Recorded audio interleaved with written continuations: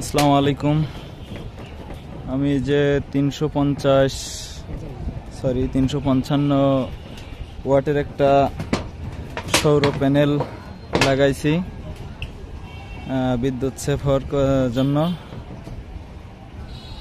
আর পাওয়ার star IPS থেকে একটা controller নিছি, এটা দিয়ে আমার দোকানের আর কি সব কিছু চালানোর জন্য দিনের বেলায়।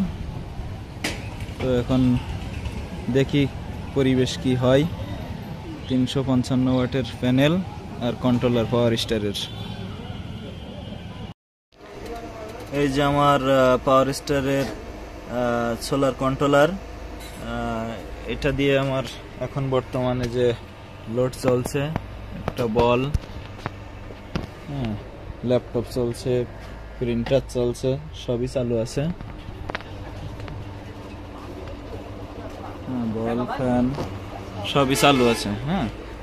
এটা হচ্ছে কন্ট্রোলার।